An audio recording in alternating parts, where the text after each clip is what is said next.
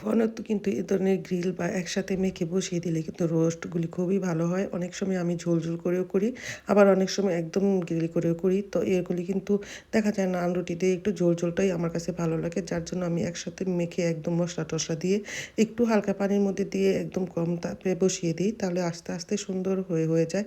অনেক সময় দেখা যায় রান্নাবান্না বেশি থাকে, মাংসটা নিচে বসিয়ে দিয়ে উপরে অন্য কিছু করে তাড়াতাড়ি রান্নাটা শেষ করে যায়। এক্ষেত্রে কিন্তু মেখে একদম সুন্দর করে বসিয়ে দিলে রান্নাটাও তাড়াতাড়ি এদিক দিয়ে হয়ে যায়, আবার অন্য দিক দিয়ে কিন্তু খাবারটাও একটু সফট বেশি হয়। তো সবাই অবশ্য একেকজন একেকভাবে রান্না করে।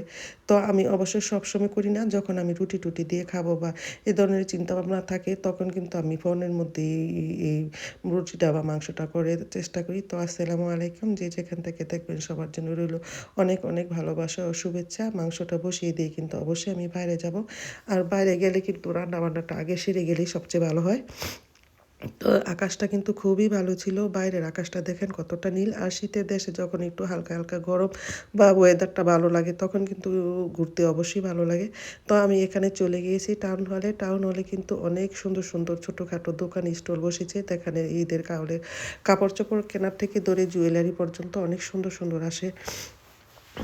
আর যেহেতু যারা লন্ডনে থাকেন তারা কিন্তু ঈদের সময় ওয়েস্ট পেলে অবশ্যই কম বেশি অনেকেই আসে, অনেকেই দূর দূর থেকেও আসে। দেখা যায় বিভিন্ন ধরনের অ্যাড দেখে বা বিভিন্ন ধরনের বিভিন্ন মানুষের থেকে শুনেও আসে। আমরা অনেক সময় শুনেও অনেক সময় অনেক জায়গায় যাই। তো ঈদের আগে আমার মনে আছে যে রোজার আগে আমি অনেক দূর আমার ফ্রেন্ডের সাথে একটা মার্কেটে গিয়েছি, যেখানে ঈদের রোজার শপিংয়ের জন্য। আমার হাসব্যান্ড তো সাথে হয়তো যেতে পারতাম না, কিন্তু আমার ফ্রেন্ডের সাথে কীভাবে সেখানে গেলাম। পুরো সেখানে যেতেই ১ ঘন্টার চেয়ে বেশি লাগছে। তো আমরা কিন্তু একজনের থেকে অন্যজনের শুনেও অনেক জায়গায় যাই। তো দেখেন এই শাড়িগুলির নাম কান শাড়ি। এখানে কিন্তু কানি শাড়ি, এগুলি নাকি এবার নতুন বের হয়েছে কাতানের মধ্যে। পা একদম ভারী না, তারপরও দেখতে সুন্দর। অবশ্য অনেক আমার কাছে কালারফুলগুলিও ভালো লাগছে। শাড়িগুলি একটু কালারফুল হলেও ভালো লাগে।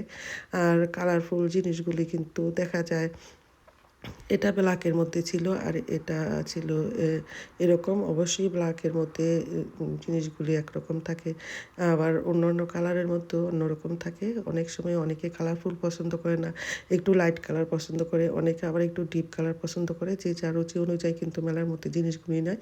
এর জন্য দোকানদাররা কিন্তু বিভিন্ন ধরনের ব্রাইটিস আইটেমগুলি রাখে। এখানে একজনে দেখতেছে, আমিও পাশাপাশি দেখতেছি। তারপরে অবশ্যই ভালো লাগলে আমি অবশ্যই কেনার সময় কাপড়ের সাথে দামের সাথে সামঞ্জস্য না হলে অবশ্যই আমি নেই না। কারণ দেখা যায় স্বাভাবিক মেলার মধ্যে বা ঈদের মধ্যে দামটা একটু বেশি থাকবে, এটাই স্বাভাবিক। এখানে কিন্তু জামদানি, আর এই জামদানিগুলি কিন্তু এখানে একটু দামই বেশি। এখানে যদি দামাদামি করেন তাহলে ১০০ পাউন্ডের মধ্যে জামদানিগুলি নেওয়া যায়। কিন্তু আমি মনে করি যে আমরা তো অবশ্যই দেশেই থাকি আর দেশে আসা যাওয়া করি, বা দেশে অনেক মানুষ আছে। এখানে দেখেন এই জামদানিগুলি ১০০ পাউন্ড। অবশ্যই আমার দেশে ২টা জামদানি কিনে রাখছি। আমার বোনের মেয়ে কিনে দিয়েছে, সেখানে দোকানে গিয়ে ও ভিডিও কলে আমাকে শাড়ি দেখিয়েছে। আর শাড়িগুলি প্রতিটা জামদানি এখানে যে একটা জামদানি দিয়ে ওখানে ৩টা জামদানি কেনা যাবে এরকম দাম। আমার কাছে প্রচুর দাম মনে হয়েছে। তো এখানে এই এই বোরখাগুলি কিন্তু আবায়াগুলি কিন্তু হাতাটা আমার কাছে খুবই ভালো লাগছে, কিন্তু দামে 55। তো 55 হিসাবে দামটা খুব বেশি। আমিও ঘুরে ঘুরে দেখতেছিলাম, যদি মেলাতে গেলে তো অবশ্যই কিছু না কিছু কেনা হয়, একদম যে কেনা হয় না তা না।